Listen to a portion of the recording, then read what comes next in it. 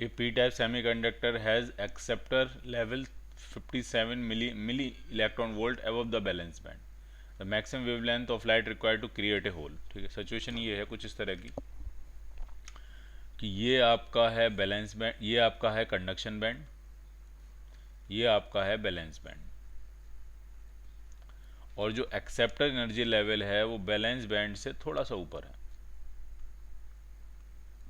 और ये एनर्जी दी है 57 मिली इलेक्ट्रॉन वोल्ट। अब कह रहे हैं होल क्रिएट करने में कितनी वेवलेंथ लग जाएगी, तो होल क्रिएट करने के लिए इतनी एनर्जी चाहिए ताकि इलेक्ट्रॉन जंप करके एक्सेप्टर एनर्जी लेवल में चला जाए, तो यहाँ पे होल क्रिएट हो जाएगा।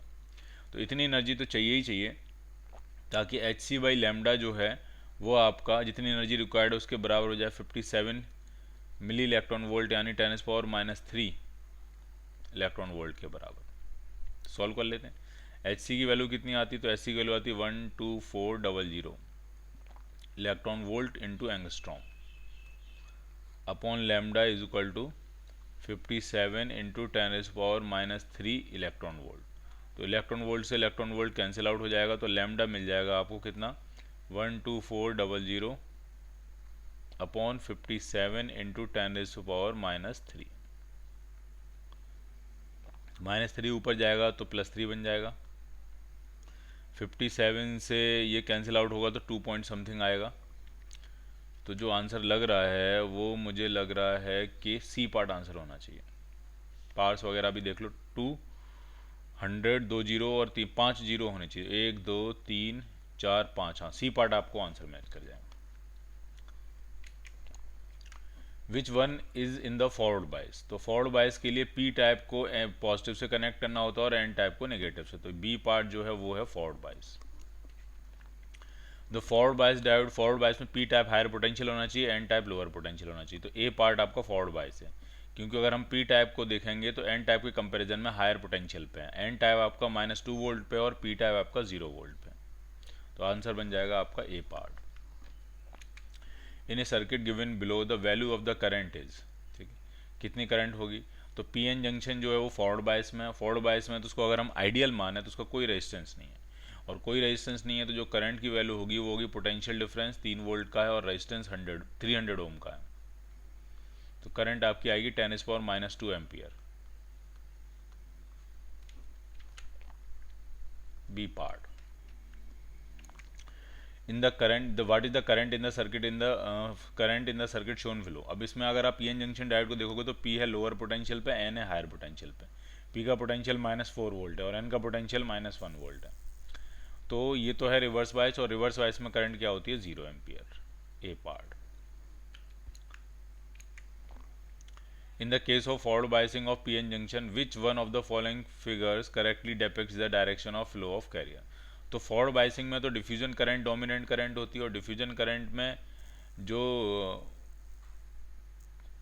करंट है वो पी से एन साइड की तरफ फ्लो होती है, तो होल्स जो हैं वो पी से एन की तरफ जाएंगे और इलेक्ट्रॉन्स एन से पी की तरफ आएंगे। तो होल्स पी से एन की तरफ जाएंगे, इलेक्ट्रॉन्स एन से पी की तरफ आएंगे। तो आपका आंसर बनेगा सी पार्ट। ठीक है, मेन करंट डिफ्यूजन करंट होती है और पी साइड में डिफ्यूजन होल्स का होगा, तो होल्स जाएंगे डिफ्यूज होकर एन साइड में, तो जिधर होल्स जाएंगे उधर करंट मानी जाएगी। इलेक्ट्रॉन्स में majority charge carrier, N type में मेजॉरिटी चार्ज कैरियर इलेक्ट्रॉन्स होते हैं, और इलेक्ट्रॉन्स डिफ्यूज होकर आएंगे पी साइड में, तो इलेक्ट्रॉन्स जिधर डिफ्यूज होकर आएंगे वो उनकी डायरेक्शन बतानी है। मतलब आपको करंट की डायरेक्शन नहीं बतानी है, आपको बतानी है कि जो चार्ज कैरियर्स हैं, मेजॉरिटी चार्ज कैरियर्स हैं, उनकी डायरेक्शन क्या होगी। तो होल पी से एन में जाएंगे और इलेक्ट्रॉन एन से पी में आएंगे। सी पार्ट आंसर बनेगा।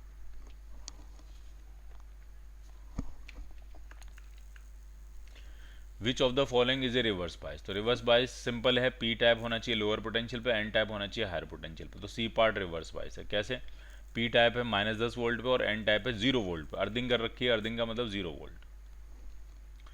सो P type is at lower potential and N type is at higher potential, hence it is reverse biased.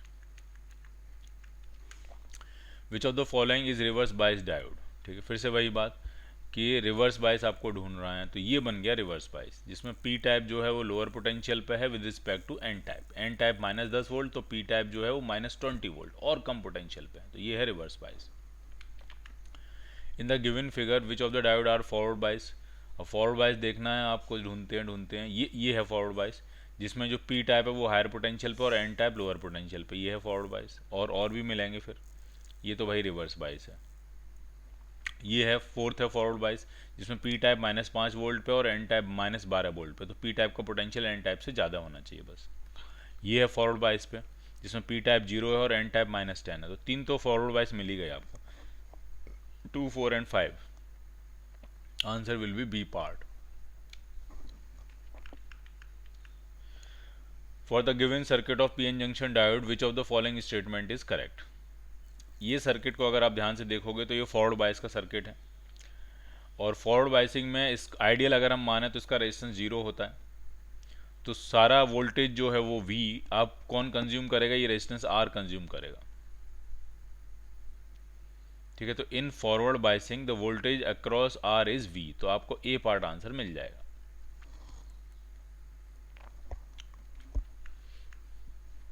अगले क्वेश्चन में भी कह रहे हैं कि which one is the reverse bias, तो रिवर्स बाइस अगर हम ढूंढें, रिवर्स बाइस ये फॉरवर्ड बाइस है, ये भी फॉरवर्ड बाइस है, ये है रिवर्स बाइस सी पार्ट, क्योंकि इसमें P का पोटेंशियल है 0 और N का पोटेंशियल है +5, तो N जो है वो हायर पोटेंशियल पे, P लोअर पोटेंशियल पे हो गया, तो ये आ गया आपका रिवर्स बाइस।